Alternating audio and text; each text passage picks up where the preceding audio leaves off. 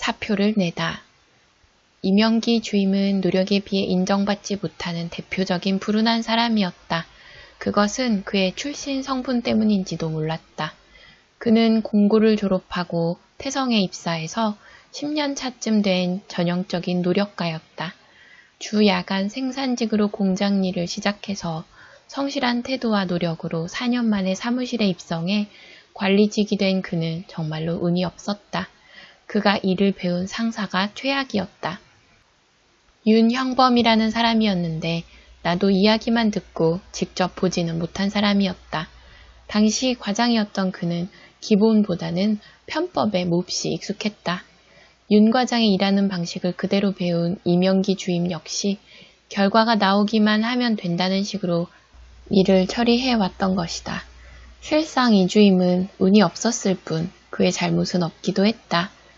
사실 사출 공장의 사무직 일이라는 것이 어디서 배울 수 있는 것도 아니어서 이명기 주임 입장에선 그냥 배운 대로 성실히 일을 해온 것이라서 억울할 수도 있는 문제였지만 어쨌거나 그냥 오늘 일을 처리하자는 식으로 회사를 운영하다 보니 결국 문제가 생기고 말았다.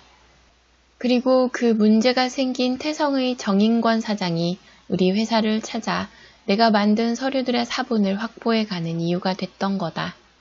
개인적인 노력으로 사무 자동화 시스템들에 대한 높은 이해도와 사출 기술, CAD까지 다룰 줄 아는 이명기 주임이었지만 행정과 사무는 전체를 볼 수 있어야 한다.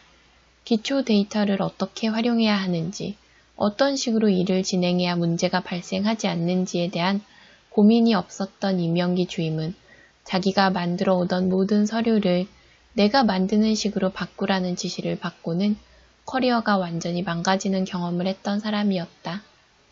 네, 이주임님, 오랜만이네요. 잘 지내셨죠? 저야 뭐 늘 지도 편달을 받는 쪽이죠. 우리 회사에 이력서를 내셨던데 왜 그렇게 잘 나가시는 분이 우리 공장 같은 곳에. 그렇게 됐습니다. 태성이야 똘똘 뭉쳐서 가는 곳 아닙니까? 저기 사장님이랑 약속이 되어 있어서요. 죄송합니다. 알고 있습니다. 저도 그 자리에 참석하거든요. 한 가지만 미리 알려주려고 온 겁니다. 저 그렇게 호락호락한 놈 아닙니다. 내 입에 씹고 있는 고기 뺏길 놈 아니라는 말입니다. 그건 미리 알아두셨으면 하네요. 가시죠. 자신의 이해가 걸리게 되면 누구라도 좋은 마음으로만 세상을 바라볼 수 없다. 난 9월에 태성에 들러서 서류들을 봐준 적이 있었는데 그때 이주임의 노력에 감탄했었다. 내가 준 샘플 서류들을 모조리 코팅해서 하나하나 분석해서 자신의 스타일로 모두 개량해 놓은 자료를 보며 대단하다 여겼었다. 다만 백업 데이터를 어떻게 활용해야 하는지 모른다는 점과 모든 기록을 그저 모아두기만 했을 뿐 그것을 토대로 문제점과 개선 방향을 제시하지 못한다는 점이 안타까웠을 뿐이었다. 그래도 대가가 그리 크지 않은 일에 이렇게까지 노력하는 것을 보며 나와 비슷한 사람이라는데 친밀감을 느꼈었다. 아마 이주임도 이렇게까지 일을 하려면 나처럼 새벽에 출근하고 밤에 퇴근하기를 계속해왔을 것이다. 뭔가 성과가 나오려고 할 때 나 같은 낙하산이 갑자기 떡하니 위에 떨어지면 기분이 나쁠 수밖에 없을 것이라서 그의 입장이 이해가 되기도 했다. 공장 안에 들어갔더니 사장과 공장장인 황태식 상무가 외국인 직원 한 명을 데리고 인몰드 기계 앞에 붙어 있었다. 제전복에 위생모를 쓰고 들어가서 꾸벅 인사를 했더니 정인권 사장도 황 공장장도 모두 반갑게 나를 맞아줬다. 황 공장장은 내게 생산된 인몰드 컵을 하나 내밀었다. 시사출을 했다고 하더니 아직 원청업체 컨펌은 받지 못한 것인지 양산은 하지 못하고 있었다. 이거 한번 봐줘. 괜찮지? 모두 같다고 생각할지 모르지만 플라스틱 제품도 다들 차이가 있다. 나는 특히 제품을 보는 눈 하나는 탁월했다. 뭔가 이상해서 한참 보다가 왜 이상했는지를 알게 됐다. 화이트 마스터 배치 3% 섞으시죠? 발색이 좀 어두운데요. 3.5%나 4%는 섞어야 할 것 같은데요. 그리고 사이즈가 아주 미세하게 작은 것 같은데요. 혹시 비커 있나요? 비커? 그건 왜? 물을 따라서 부피를 재야 정확하잖아요. 기준보다 덜 들어갈 것 같은데요. 버니어도 가져다 주세요.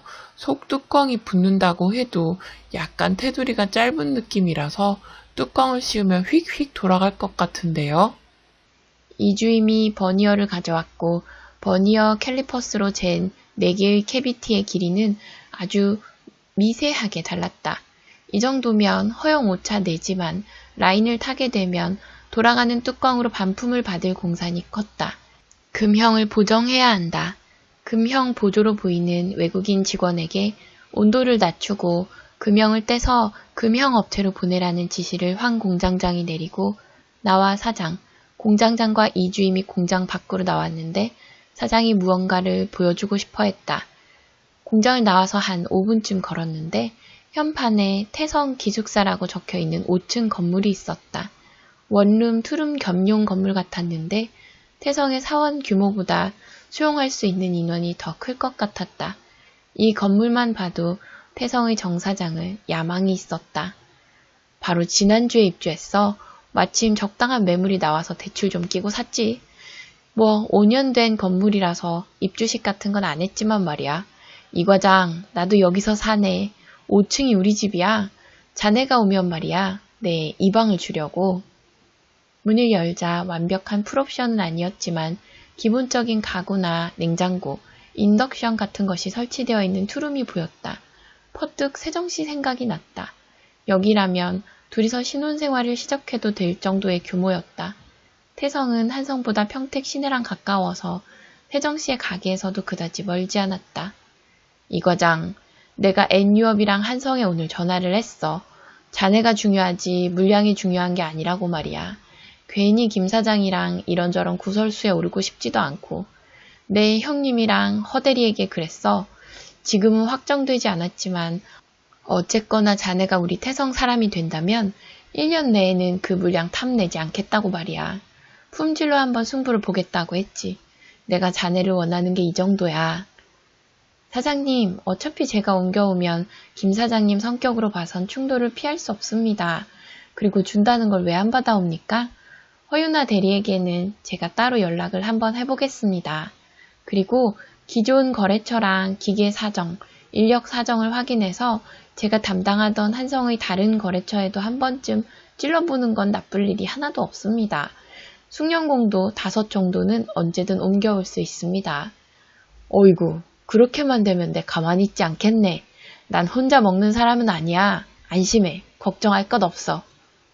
이명기 주임의 입술이 대빨 튀어나오는 게 보였다. 앞장서서 엘리베이터에 탄 정 사장은 5층으로 가는 버튼을 눌렀다. 5층 주인 세대에 도착하자 거실에 긴 상이 놓여 있고 거기에 손님상이 차려져 있었다. 아직 40대 중후반인 정 사장의 사모는 나이에 비해 더 젊어 보여서 40대 초반이라 해도 믿을 수 있을 정도였다. 달려와 내 손을 잡으면서 왔어요 라고 하는데 뭔가 정이 있었다. 저녁을 먹으면서 좀 더 본격적인 이야기가 있었다. 정 사장은 옮기면 차장직위를 약속했고 연봉으로 세전 4천만 원과 내가 따온 물량의 순수익에 따른 인센티브 10%를 제시했다. 사출업계의 평균을 생각했을 때 몹시 높은 액수였다. 대신 정 사장은 지금 내가 다니고 있는 회사에서 일하는 것처럼 열정적으로 일해줬으면 한다는 말과 함께 매우 의미심장한 말을 하기도 했다. 자기는 아들이 없다는 말이었다. 사장님, 태성에 입사하겠습니다. 그래, 고마워. 그런데 지금 제가 하고 있는 일이 너무 많습니다. 갑자기 옮기면 분명 나중에 문제가 생길 것 같습니다. 김 사장님이 절 욕하는 거야 결정된 거나 마찬가지지만 제가 인수인계도 제대로 해놓지 않고 오는 것은 다른 문제 같습니다.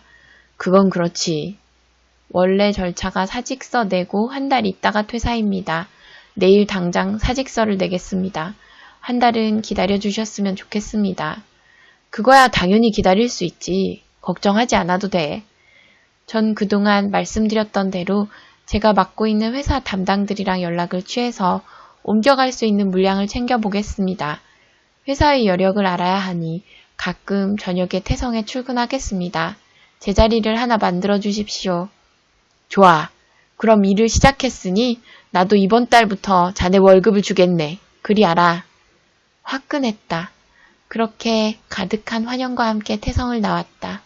나오자마자 세정씨에게 전화를 걸어서 엄마에게 세정씨에 관해 이야기한 것과 태성으로의 이직 이야기를 했다. 세정씨는 일이 양쪽 다 힘들다면 마음이 편한 게 좋지 않겠냐면서 태성으로의 이직을 찬성했다.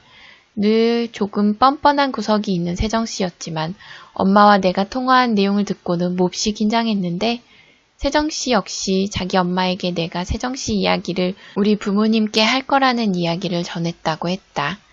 기숙사로 돌아와서 방을 청소했다. 잠깐 사무실로 갔더니 야간 근무자인 타군이 커피를 타서 마시다가 나와 마주치고는 깜짝 놀랐다. 난 사무실에서 마시고 가라고 공장 안에서 마시면 안 된다는 주의를 줬을 뿐 타박하지는 않았다. 타군이 무엇인가 제 전복 안쪽을 뒤적거리더니 내게 뭘 줘서 봤더니 자기 나라에서 생산된 믹스커피였다. 과장님 드세요. 맛있어요. 그래, 잘 먹을게. 과장님 정말 고마워요. 와이파이도 그렇고 빨랫줄도 그렇고 과장님의 이야기를 들으면 바로바로 해줘서 좋아요. 그래, 춥지? 아직은 괜찮아요. 들어갈게요. 그래, 수고해. 회사 공용 이메일을 확인해서 염대리의 1일 업무 보고를 확인했다. 하루 종일 무엇을 한 것인지 알 수 없었다. 터치하지 않았더니 일에 열의가 없었다. 앞으로는 늘 발등에 불이 떨어진 것처럼 일을 해야 할 테니 지금이라도 즐길 수 있을 때 즐기면 그만이다. 공용 메일로 컴플레인이 온 태정당의 요구에 대한 대책서를 작성해서 일단 실장의 메일로 전달하고는 공용 카톡에 컴플레인이 들어왔고 대책서를 작성했다는 메시지를 남겼다. 멍하니 잠시 고민하다가 일단 사직서를 한 부 뽑았다. 어차피 사직서 서식도 내가 만들어 놓은 것이었다. 주저리 말할 것도 없었고 그냥 일신상의 이유로 사직한다는 것을 작성해 놓고는 내 책상 앞의 고무판 아래에 깔아놓았다. 난 아직 늦지 않았고 젊은 놈에겐 비전보다는 도전이었다. 마음을 굳혔으면 더는 고민해선 안 된다. 결단하기 전까지는 신중히, 마음을 먹은 후엔 단호하고 빠르게 실행하는 것은 언제나 내 인생 최고의 좌우명이다.